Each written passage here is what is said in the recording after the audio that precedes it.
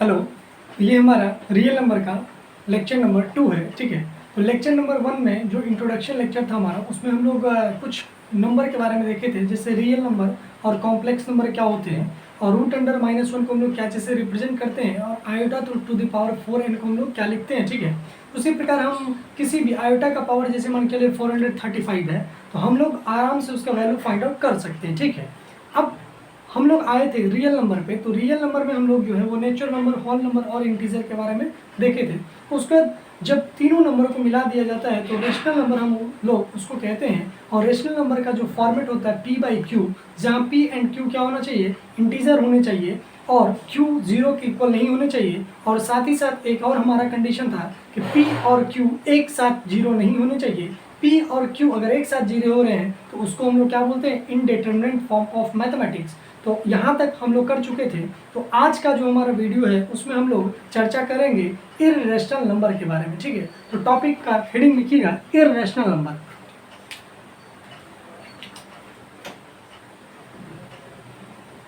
Irrational number, ठीक है। तो इर्रेशनल नंबर किसको कहते हैं उस चीज़ को थोड़ा ध्यान से देखिएगा।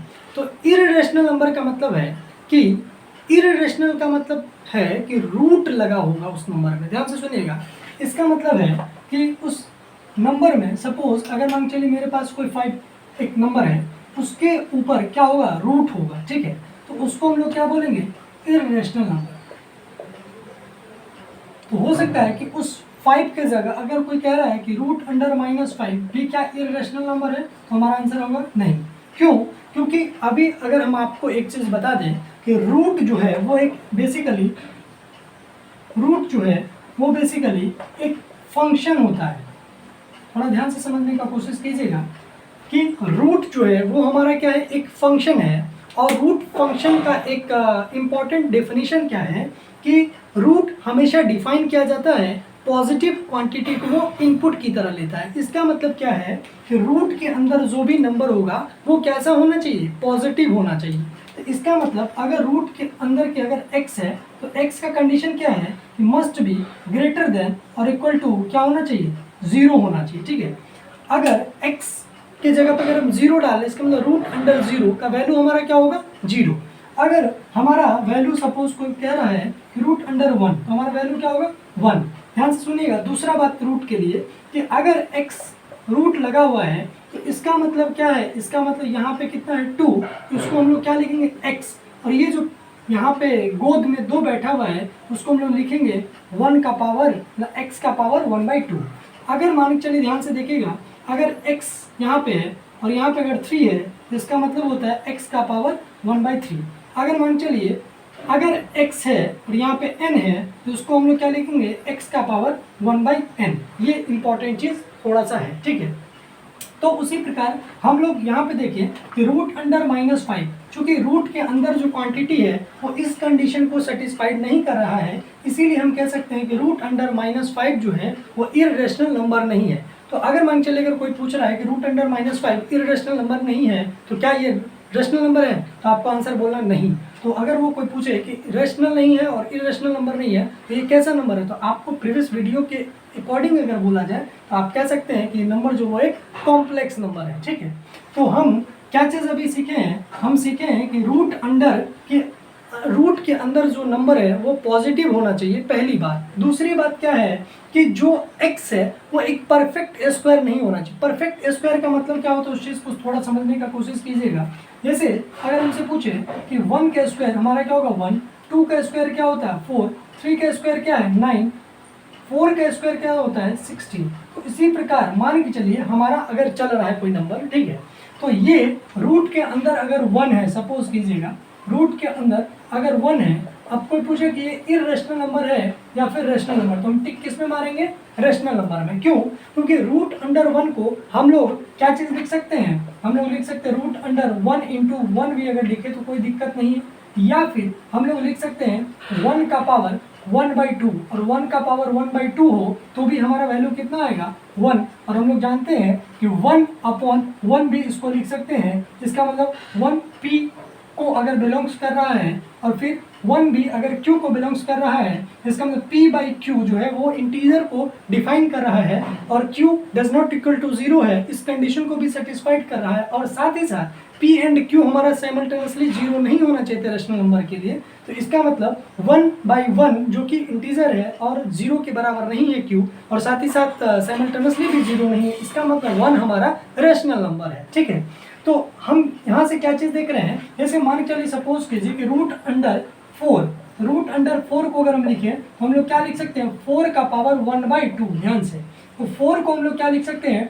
2 का पावर 2 और उसका पावर 2 है। तो हम लोग जानते हैं कि पावर के पावर को मल्टीप्लाई किया जाता है, तो जब मल्टीप्लाई करेंगे तो ये कट जाएगा और हमारा वैल्यू आएगा 2 और नीचे में कुछ नहीं तो हम लोग लिख सकते हैं 2/1। इसका मतलब p बाई q के फॉर्मेट में हम लोग लिख दिए, जहाँ q does not equal to 0 को भी सेटिस्फाइड कर रहा है और साथ ही साथ p बाई q जो है वो साइमल्टेनियसली 0 नहीं आ रहा है। इसका मतलब है कि रूट अंडर 4 हमारा कैसा नंबर है, रेशनल नंबर है। तो हम क्या चीज़ सीखे कि कभी भी रूट के अंदर जो नंबर है वो परफेक्ट स्क्वायर नहीं होना चाहिए, किसके लिए, इररेशनल नंबर के लिए।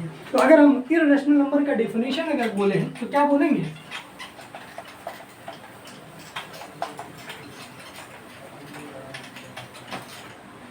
तो इररेशनल नंबर का अगर हम डेफिनेशन लिखें तो हम कह सकते हैं कि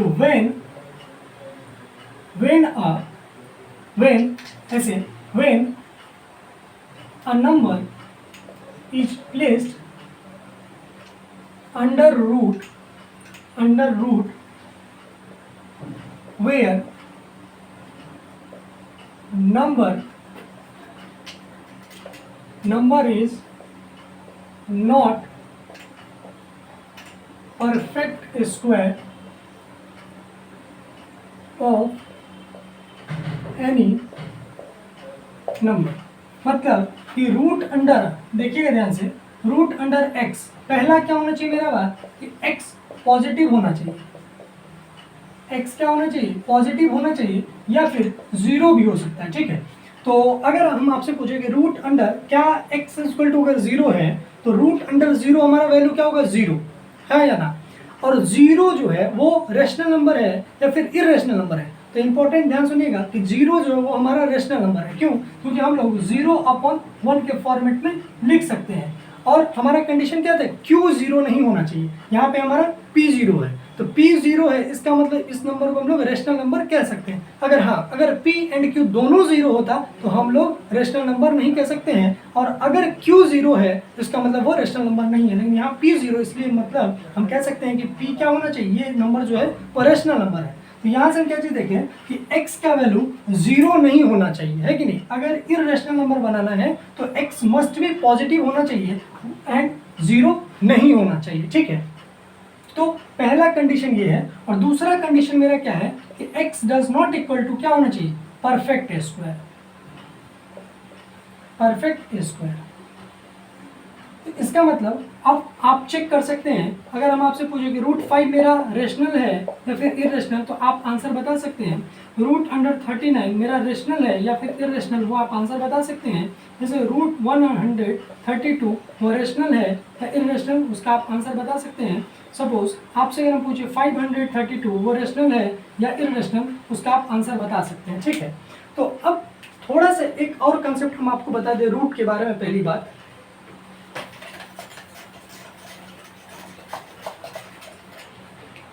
जैसे मान के चलिए सपोज कीजिए कि मेरे पास लिखा हुआ है सपोज 18। ओके, तो 18 को हम लोग क्या लिखेंगे, 2 × 3 × 3।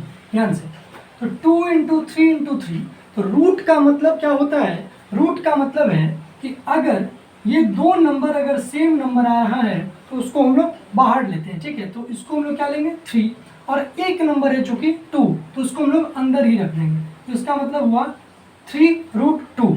ठीक है, इसका क्या मतलब हुआ 3√2, और 3 × √2 जो है वो हमारा कैसा नंबर हो गया, इररेशनल नंबर।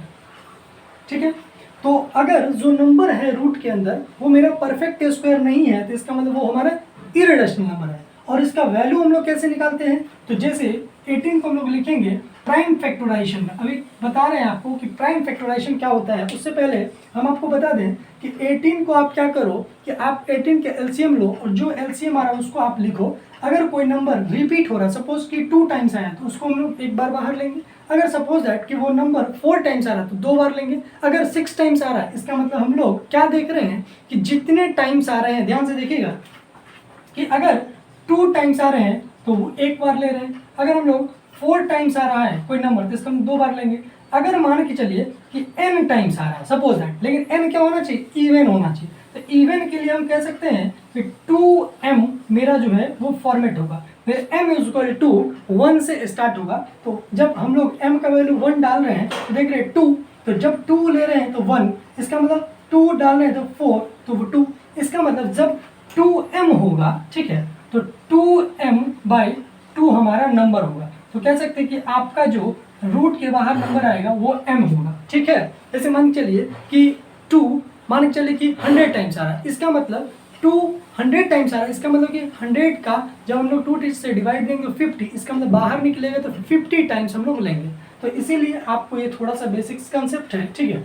और ऑड टाइम्स आ रहा है तो इवन टाइम्स ले लें और एक छोड़ दें। जैसे देखिएगा, जैसे अभी हम क्या चीज़ लिखे 2 × 3 × 3, इसका मतलब 3 2 टाइम्स है, तो हम लोग इवन टाइम्स वाले को बाहर रखे हैं और ऑड टाइम्स वाले को अंदर। अगर मेरे पास सपोज कीजिए कि अभी मेरे पास होता है 2 × 2, इसका मतलब इस 2 3 में से हम लोग एक 3 लेंगे और ये 2 2 2, इसका मतलब 3 टाइम्स है। तो पहले हम क्या करें, ऑड जितना भी नंबर है जैसे 3 टाइम्स है उसमें से एक माइनस करें, हमारा क्या रहा 2, तो उस 2 में से एक को बाहर खींच लें। तो आप लिखिएगा 2 और एक जो बचा है उसको आप अंदर ही रहने दें रूट के अंदर, तो इसका वैल्यू क्या होगा 6√2, ठीक है। तो इसी प्रकार आप चाहें तो 39 को आप चेक कर सकते हैं, 132 को भी चेक कर सकते हैं और 532 को भी आप चेक कर सकते हैं, ठीक है। उसके साथ ही साथ आप और कुछ नंबर है जैसे √300 324 को भी चेक कीजिए कि इरेशनल नंबर है या फिर रेशनल नंबर है। आप चेक कीजिए 900 727 9 जो है वो इरेशनल नंबर है या फिर रेशनल नंबर है। ये सब बेसिकली क्लास 9th में ही आप लोगों को बता दिया जाता है कि रेशनल नंबर और इस रेशनल नंबर को हम लोग कैसे पहचानते हैं, ठीक है। तो आज का हमारा जो इंट्रोडक्शन है वो इरेशनल नंबर के थोड़ा और आगे बढ़ के अब हम लोग चलेंगे, देखिएगा ध्यान से। तो ये चीज़ अभी हम लोग सीखे हैं कि रेशनल और इरेशनल के बारे में, और इरेशनल का थोड़ा बहुत रूट के बारे में हम लोग सीख चुके हैं, ठीक है। अब आगे देखिएगा,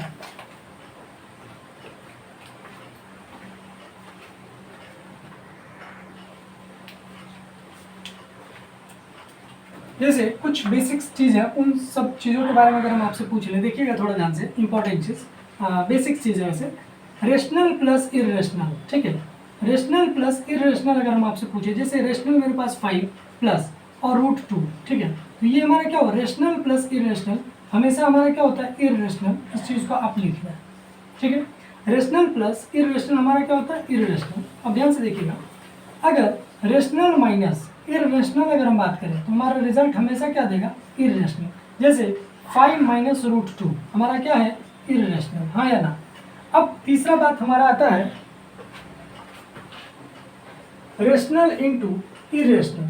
तो रेशनल इंटू इरेशनल, जैसे मान के लिए रेशनल हमारा 5 इंटू और इरेशनल अगर हम लोग √2 लिख रहे हैं तो हमारा वैल्यू क्या रहा है 5√2, तो ये हमारा वैल्यू क्या है इरेशनल, ठीक है। तो रेशनल इंटू इरेशनल हमारा क्या रहा है इरेशनल, ठीक है, ओके। अब अगर एक और हम अगर देखें, जैसे देखिएगा rational upon irrational, rational upon irrational, ये थोड़ा सा इंपॉर्टेंट चीज होता है, रेशनल अपॉन इरेशनल, ठीक है। जैसे 5/√2, ठीक है, अगर 5/√2 है, ठीक है, तो हम लोग जब भी डिनोमिनेटर में आपका इरेशनल नंबर आए तो उसको हम लोग क्लास 9 में बता दिया जाता है कि हम लोग रेशनलाइज करते हैं, मतलब जितना नंबर नीचे है उसी से हम लोग ऊपर नीचे क्या करते हैं मल्टीप्लाई। तो 5 को जब हम लोग √2 से मल्टीप्लाई करेंगे तो क्या बनेगा 5√2 एंड √2 इंटू √2 कितना होगा √4, और √4 का वैल्यू क्या होगा 2, इसका मतलब ये हमारा वैल्यू आएगा 5/2 ऊपर में √2, इसका मतलब ये हमारा नंबर क्या है इरेशनल नंबर, ठीक है। तो तो हम क्या चीज़ देखें कि रेशनल अपॉन इरेशनल क्या रहा है, इरेशनल, ठीक है।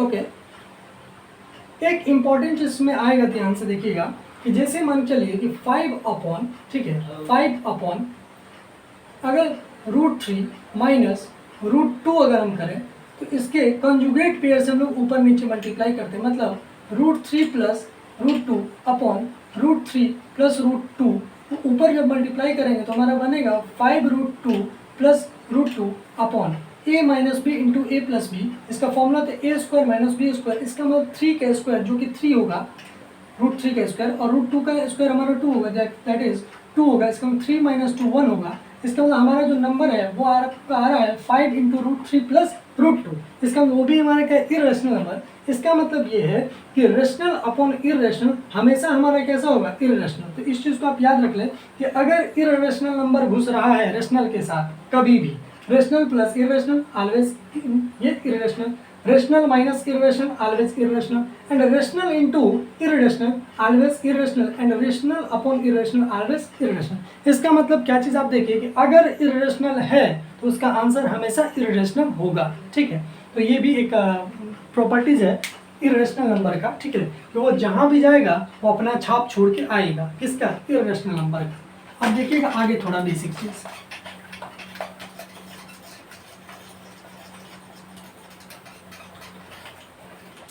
अब कुछ इंपॉर्टेंट नंबर है, जैसे उस नंबर को अगर हम आपको समझाने का कोशिश करें, देखिएगा जैसे बचपन में हम लोग पढ़ते हैं एक नंबर है जो कि अभी बहुत इंपॉर्टेंट है और आगे भी चल के आपको इंपॉर्टेंट आने वाले हैं, दैट इज प्राइम नंबर, ठीक है, प्राइम नंबर। लेकिन उससे पहले अगर हम आपसे पूछे, वो अभी हम समझाएंगे नहीं, वो आप लोगों को पता ही होगा शायद कि इवन नंबर और ऑड नंबर क्या होता है।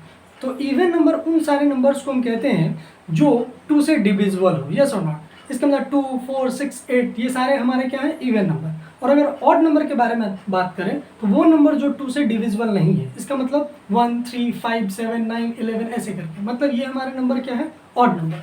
तो अब अगर हम प्राइम नंबर के बारे में बात करें तो प्राइम नंबर किसको कहते हैं, तो इंपॉर्टेंट चीज़ इसका बहुत सारे बुक्स में आपको बहुत डेफिनेशन मिलेगा, लेकिन जो मेरा डेफिनेशन, उस डेफिनेशन को आप पकड़ के चलिए तो आपको जो ये कंट्रडिक्शन है वो खत्म हो जाएगा, ठीक है।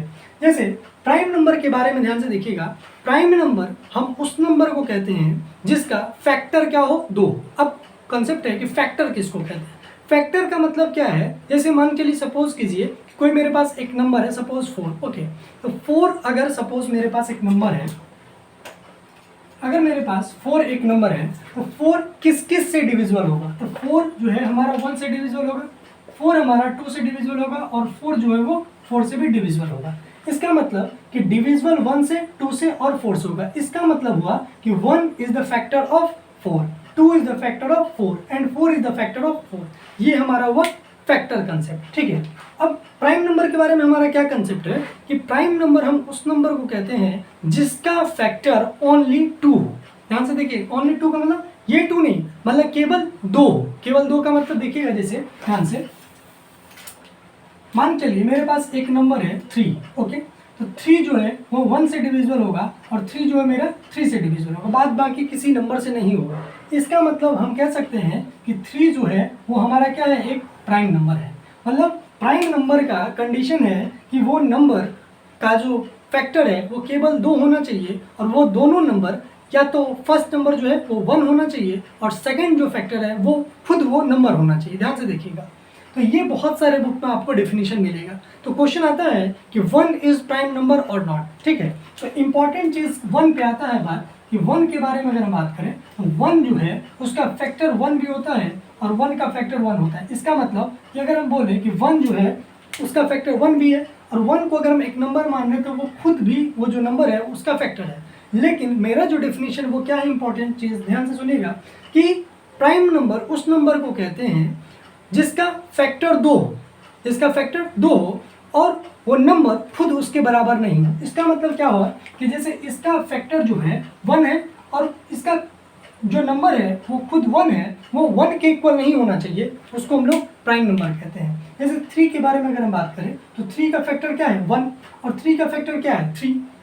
ध्यान से सुनिएगा, लेकिन मेरा कंसेप्ट क्या है कि फैक्टर जो है वो 2 होना चाहिए, लेकिन खुद 1 के बराबर नहीं होना चाहिए। तो ये खुद जो है मतलब खुद ये नंबर वो 1 के बराबर हो रहा है, इसीलिए 1 हमारा क्या है, प्राइम नंबर नहीं है। ठीक है, तो बहुत सारे बुक में आपको या बहुत लोग जो है वो प्राइम नंबर को हो सकता है कि दूसरे कंसेप्ट से समझाएं, लेकिन मेरा ये मानना है कि प्राइम नंबर को हम इस प्रकार समझा सकते हैं, या फिर दूसरा मेथड ऐसे भी समझा सकते हैं कि प्राइम नंबर उसको कहते हैं जिसका मैक्सिमम फैक्टर क्या हो, 2 हो, या तो वो खुद एक नंबर हो और दूसरा उसका 1 हो, उस नंबर को हम लोग बोलते हैं प्राइम नंबर।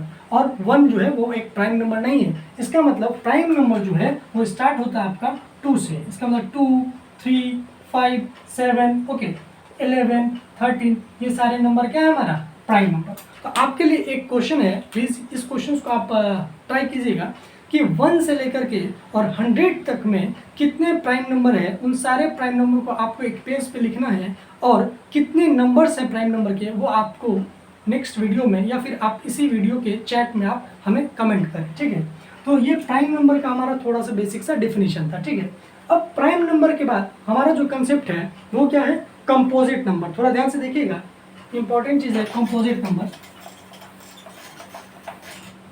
तो प्राइम नंबर हम लोग डील कर चुके हैं। प्राइम नंबर के बाद जो हमारा नंबर है इंपॉर्टेंट नंबर, उसको हम बोलते हैं कंपोजिट नंबर। कंपोजिट नंबर, तो कंपोजिट नंबर, ठीक है, तो कंपोजिट नंबर किसको कहते हैं, कंपोजिट नंबर जो है उस नंबर को कहते हैं जिसका फैक्टर 2 से ज़्यादा हो, जिसका फैक्टर 2 से ज़्यादा हो। इसका मतलब मेरा ये स्टेटमेंट कहना गलत होगा कि every composite number is a prime number. क्यों, अभी जस्ट हम पढ़े हैं कि प्राइम नंबर होने के लिए उसका मैक्सिमम नंबर ऑफ फैक्टर कितना होना चाहिए, 2, और कंपोजिट नंबर जो है वो क्या होता है कि कंपोजिट नंबर का फैक्टर 2 से ज़्यादा होना चाहिए। इसका मतलब जैसे अगर हम बात करें कंपोजिट नंबर को समझाने का, जैसे मान के लिए सपोज कीजिए मेरा 4 एक नंबर है, तो 4 जो है वो 1 से डिविजल होगा, 2 से डिविजल होगा और 4 से डिविजल होगा। इसका मतलब 4 का फैक्टर कितना है, 3, 1, 2 एंड 4, दैट इज 3 हमारे पास फैक्टर है। इसका मतलब कि कंपोजिट नंबर जो है वो आपका 4 है। ठीक है, प्राइम नंबर का आप ऐसे भी लिख सकते हैं कि smallest prime number, smallest prime number is 2। ठीक है, उसी प्रकार अगर कंपोजिट नंबर में लिखे तो हम लिख सकते हैं कि स्मॉलेस्ट